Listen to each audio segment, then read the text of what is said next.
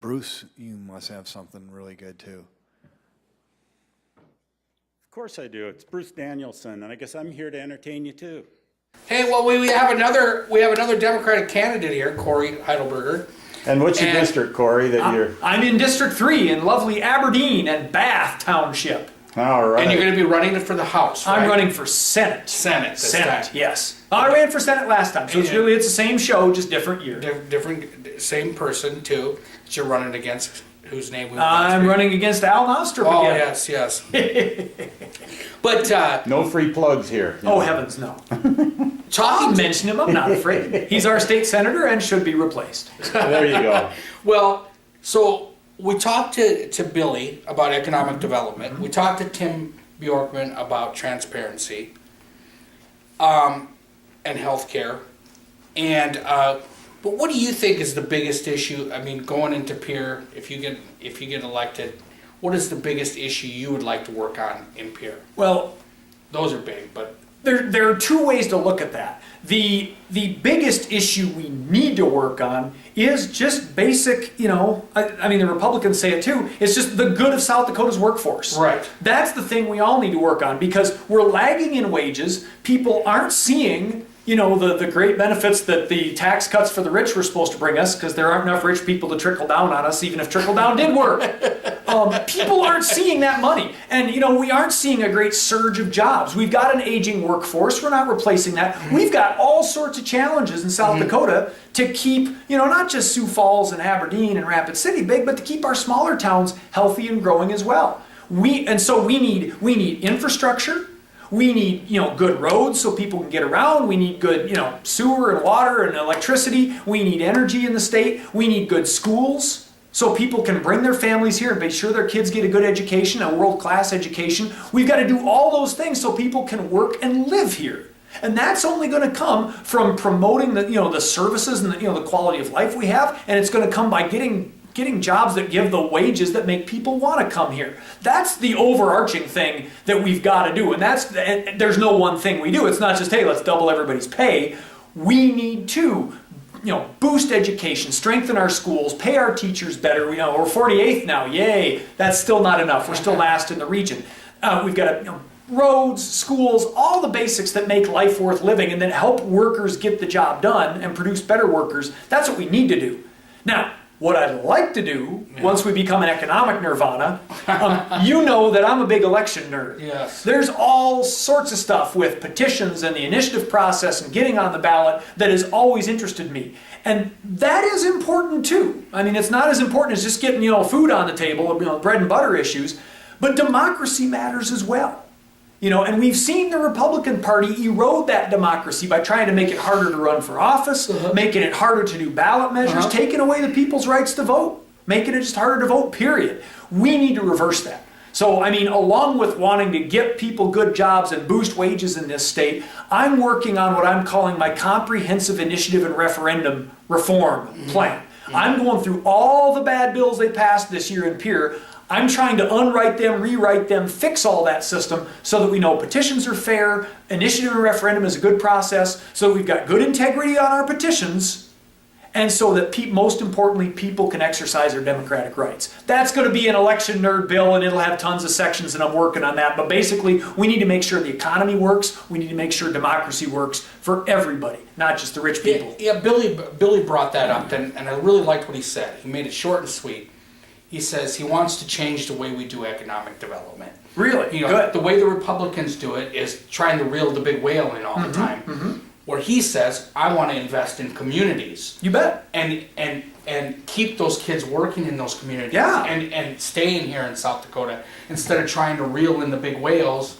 That's just it. And he says, and lift these communities up. And there is a whole body of economic development research. You can look at all sorts of people who say that. They call that the Toyota lottery, where you're handing out candy and tax breaks and everything and hoping that maybe some big company will decide to put their headquarters in your town instead of in any of the other 20 towns that might offer a slightly bigger tax break.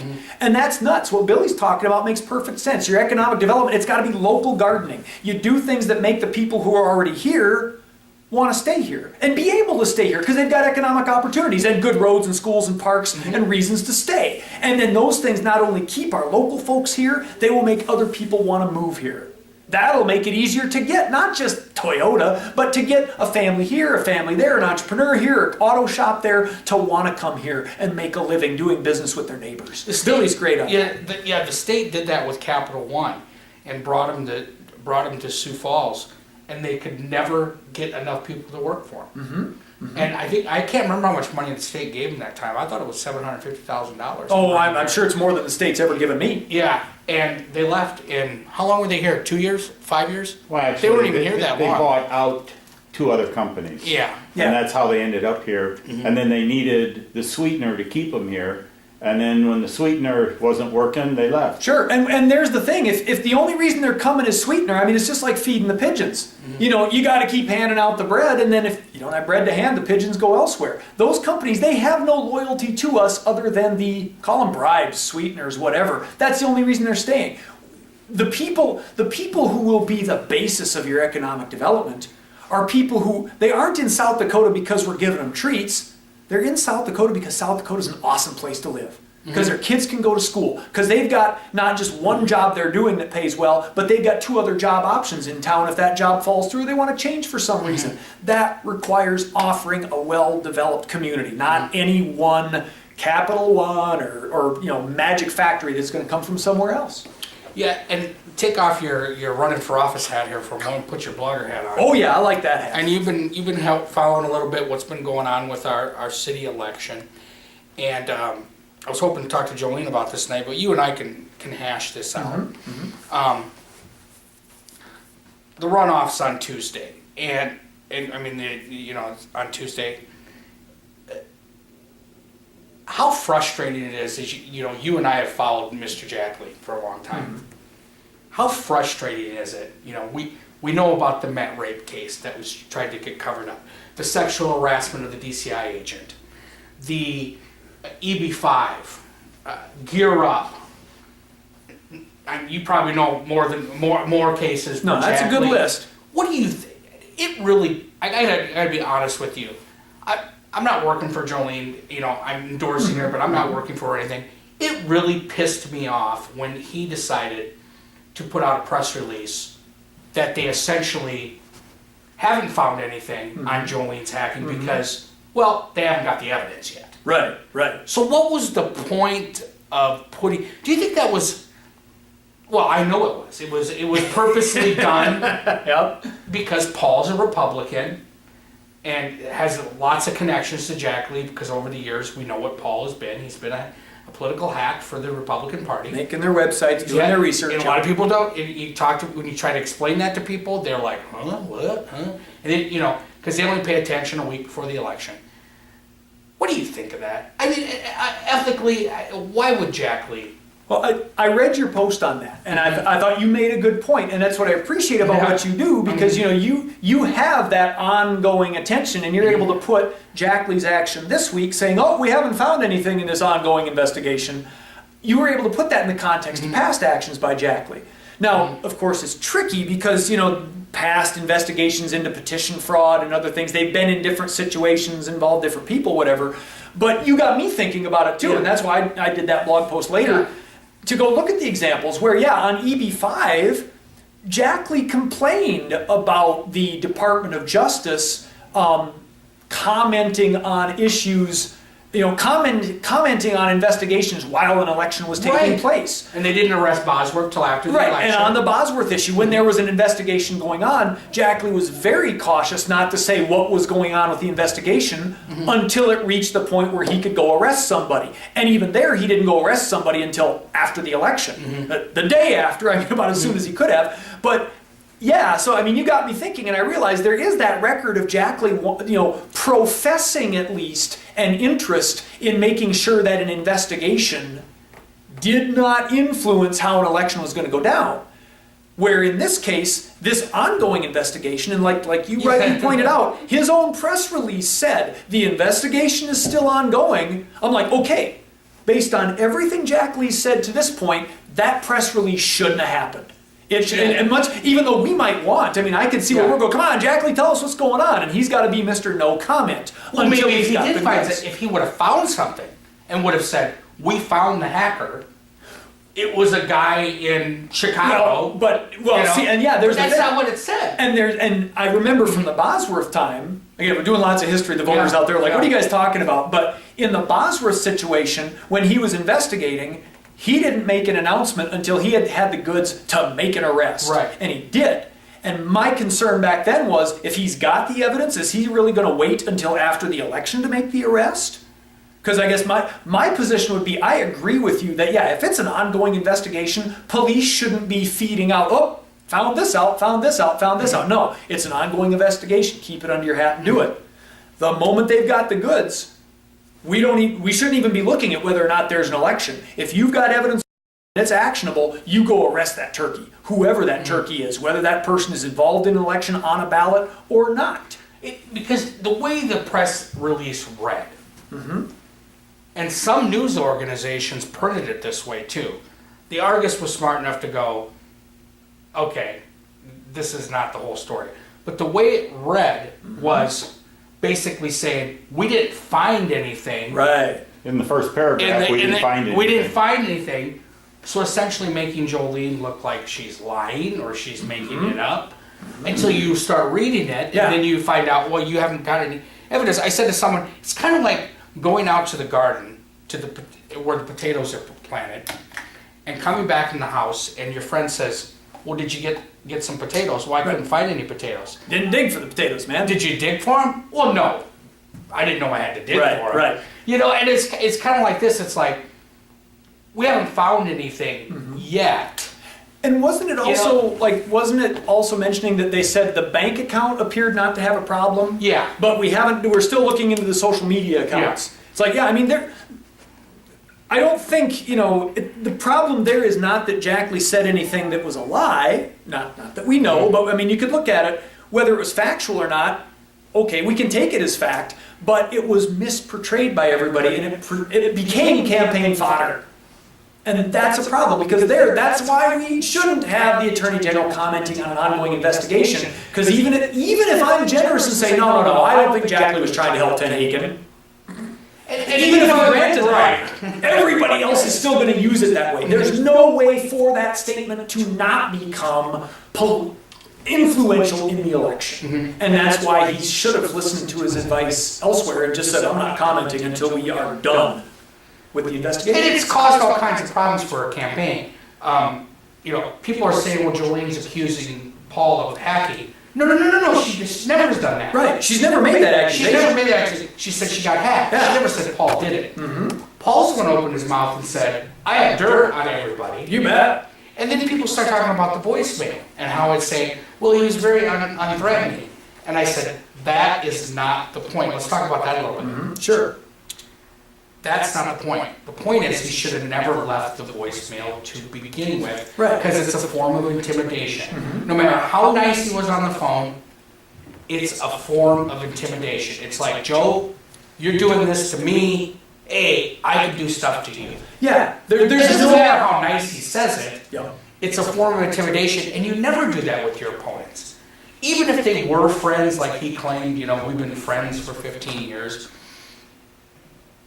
I don't do those kind of things to my friends. In the days of Cambridge Analytics and Facebook and all of these things that the internet snoopers are all involved in and doing, you now make a phone call to one of your opponents, even if they have been friendly up to this point, and you say to this opponent, if you go there, I've got dirt on you and I'm ready to use it. That is huge intimidation. I do like to be contrary occasionally, so I'll try a different interpretation on that. I don't know if I believe this, but it does occur to me that if it was meant to be an intimidating call, like if I were a candidate and I really wanted to lay down some intimidation on somebody, I'm not going to leave a voicemail. I'm not going to leave a documentable, releasable, loggable thing. If I really want to say, Jolene, I've got dirt on you and I could use it, but I'm not going to because I'm a splendid guy, I'm a good Christian. I'm just going to do that face to face. Look, Jolene, let me tell you. That's kind of what man to woman. That's what I was It's a weird thing, and that's I mean, it's kind of puzzling, because when I think about it that way, I go, wait a minute, if Ted Hagen's such a great campaigner, why does he do something stupid like leave a voicemail? Because he's been able to take it and spin it all the way around and back to him. But did he really think that far ahead back in, well, when was the voicemail, March or whatever? Did he really think to himself, I'm going to leave this voicemail because then when it gets leaked, it'll make me sound like a great guy? I'm like, no, that's far too complicated. Just don't leave the voicemail. This is a waste of your energy. Right. As well as, I mean, that was weird, but so was his comment when this came out in the debate, where he said on stage, like, she mentioned this statement, and he didn't deny it. And then 5 minutes later, he's crying. Yeah, he does this kind of emotional thing. I'm like, what is really going on there? I, as a candidate, don't go there with that statement. I don't try to say I don't believe in negative campaigning, but in the same breath talk about all the dirt that I've collected. That just doesn't make logical sense. That exposes either just not thinking about what you're saying or being so wrapped up in your self-holiness that you don't recognize what a kind of crummy thing you just said about yourself, that you have gathered all this dirt, and that you're now bragging about having all this dirt, and you're trying to, and there's the thing, it's back to the intimidation. You don't talk about having dirt against people unless you're trying to gain some advantage by making them think, ooh, he's got dirt on me, maybe I should take a step back. There's no reason to ever say that unless that is your intent. But there's either he's trying to intimidate her, or he's trying in a weird passive-aggressive way to fluff up his own wonderfulness, like, I've got dirt, but I wouldn't use it because I'm an angel. Neither of those sounds good. If he wants to talk about his passive-aggressive statement. Totally. I'm like, just say, look, I'm not running a negative campaign. The other side is, I'm a better candidate. Let's move on to the issues. It's a lot easier to say. That's all I had to say. Yeah, and Paul, I did that with no training or marketing or whatever. It just came to me now. You're planning. You're running for mayor. You should be better at this. Call me. Well, that's been the concern about both candidates, actually. No, and we're laughing about it, but that has been the concern about both candidates, is that how are they going to, if they're handling this silly situation the way they are, how are they going to, both of them, how are they going to handle something like this in office?